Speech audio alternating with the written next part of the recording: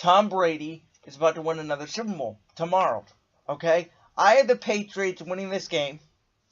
I will tell you the score in a minute. You guys can go in and guess the score if you want.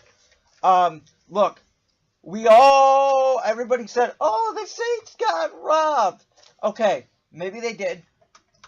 Maybe they did, but here's the thing, right? Well, why were they passing the ball? Anyways, like, if you run the ball, you make the Rams use their one timeout, end it anyways. I don't understand why they were passing the ball. Bottom line is, the Rams are not better than the Saints, I believe, just like I didn't believe the Rams were better than the Eagles. I told everybody this, that the winner of the Eagles-Saints game was going to go to the Super Bowl. And I almost right, and I probably should have been right. Again, we don't know for sure. But the fact of the matter is the Rams, to me, are not better than New England. And everybody's saying, oh, the Rams got to keep the Patriots under 20 points. That's not true. Doug Peterson with a backup quarterback, a backup left tackle, who this preseason and when he played in the regular season looked like he couldn't block. Vaitai looked like he regressed, by the way. We had numerous guys go down. Chris Maragos went down, our best special teams player. Jordan Hicks went down. I was trying to think of the running back, and I just came up with it. Darren Sproles. I lost my train of thought for a second. We had all of these guys down, and Doug Peterson scored 41 points with Nick Foles, who is a backup quarterback, by the way, and I'm going to get into that. So here's the thing.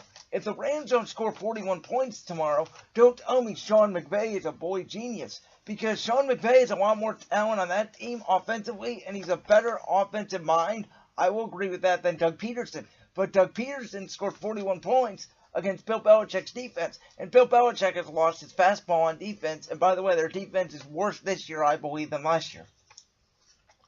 So here's the deal to me.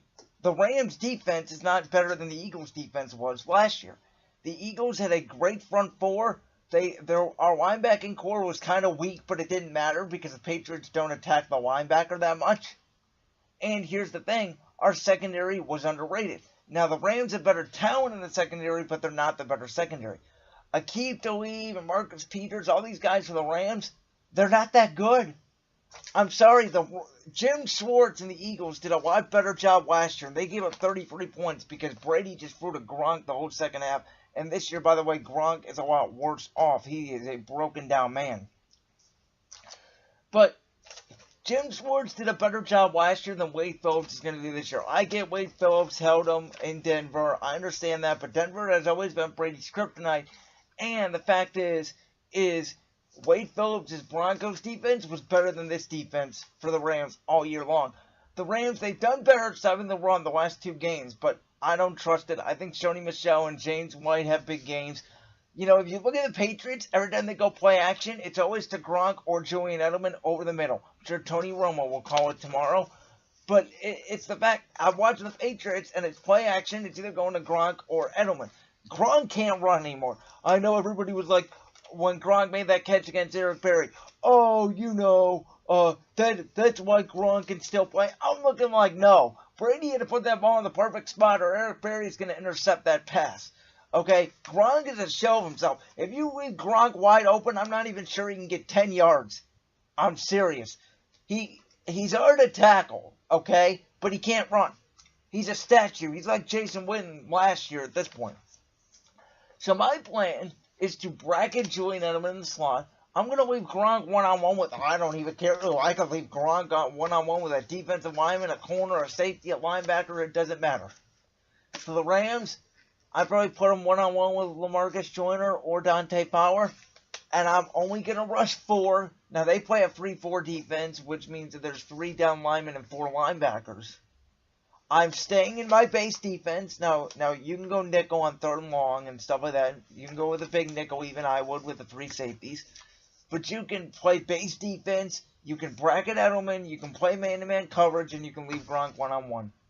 And you're going to make the Patriots run the football. If the Patriots run the ball for 200 yards, I'm actually okay with that. This is the one team that every philosophy is you got to stop the run. Now with this team, you got to stop the pass. Because think about it. They like to run a lot of screens. They like to get to a lot of 3rd and short. And you can take Tom Brady out of his rhythm. On 3rd and 10, Because if you blitz and stop the run, eventually they're going to call play action and get you over the top. And on 3rd and 10, Brady will just find a way because he's Tom Brady. Curtis Hogan may have a big game tomorrow. He might be the X factor, as a matter of fact. So that's the way I would cover the Patriots. I think the Rams have the personnel to do it. I just don't think they're that good defensively. And then for the Rams, offense side of the ball, here's the deal. This is why I'm not paying a running back. Ever. This is why I'm not paying Le'Veon Bell. This is why I'm not paying Kareem Hunt. Now, Saquon Barkley is a special talent. I would draft a running back in the 1st round. Like Saquon Barkley. But I'm never paying Saquon Barkley in free agency more than he's worth. I'm paying him 1 contract and getting him out. That's what the Cowboys should do with Zeke. Because you look at the Rams, it's C.J. Anderson, and he's just as effective as Todd Gurley. Why? Because playing running back is not that hard if you have a good offensive line. You just find the holes. C.J. Anderson can put up the same numbers as Todd Gurley. I guarantee it. Because what I realize, and what you all should realize, playing running back in the NFL is not hard. It's really not. I'm sorry. C.J. Anderson has put up better numbers since week 14 than Todd Gurley. And the Rams offense, to me, is just effective. Now, they got off to a slow start in New Orleans because of the crowd noise. I thought they were out of it in that game.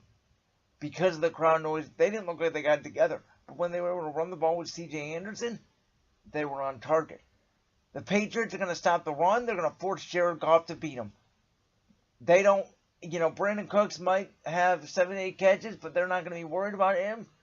They're going to put Robert Woods and Gilmore one-on-one, and they're just going to say, come beat us, drive down the field. I do think that this is an offensive shootout. Everybody's saying the Rams have to hold the Patriots under 20 points. That is nonsense. The Rams have to score at least 31 because New England's going to score at least 30. I have it. Patriots 38, Rams 31. I was originally going to go 38-34 or 38-35. My buddy Dante from BSR Victory Formation on Mondays from 4 to 6 p.m. right here on BuckshowRadio.com. He pointed out to me that he thinks the Patriots are going to win by a touchdown. And that just stuck with me. So I'm going to give the Rams 31. I think New England scores 38. I think this is like a 14-20 game and a half, something like that. And then the second half, these offenses just explode once they figure it out. I do think it's an entertaining game. I hope it's an entertaining game. I think it's more likely the Patriots blow out the Rams than it is the Rams blow out the Patriots. Bill Belichick will never get blown out in the Super Bowl. And by the way, I'm sick and tired of hearing about Sean McVay, like I already told you. If Sean McVay is such a great offensive coordinator / coach, the Rams have to score at least 42 points. Because Doug Peterson scored 41 last year against a better defense than New England had this year with a lot less talent. That's not knocking my guys, Alshon Jeffrey, Nelson Aguilar, Torrey Smith, Garrett Blount, Corey Clement, all these guys. But Gurley, C.J. Anderson, Robert Woods, Brandon Cooks, and with Sean McVay's brilliant offensive creativity because he's such a great offensive mind, yeah, I think the Rams should at least be able to score 41, and they're not going to because New England knows that this Rams team is not very good. I said it all year. I didn't think the Rams were very good. I still don't think they're very good. Now, again, the pass interference call, which I'll talk about in a little bit, it doesn't mean the Saints were going to necessarily win, even though I think they should have, and I thought the Saints were the better team. I thought the Eagles were better than the Saints. And one play by Alshon Jeffrey cost us an opportunity to go to LA, and I'm not just saying this as a fan. I really thought the Eagles could have beat the Rams. Later, we're going to get to my NFL predictions for the year, and I'm going to tell you where I was right and where I was wrong, like Colin. Shout out to the herd. Noon to 3, weekdays, FS1. But I predicted the Eagles to lose to the Patriots in Super Bowl 50. Hey guys, this is Brandon Lewis from Brandon's World here. Make sure you leave a like and comment right down below. And make sure you check out the show every Saturday from 10 to noon on BuckshowRadio.com, the internet, or right here on the YouTube channel. Thanks, and you guys already know. See ya! It's out of here. This is Brandon's World.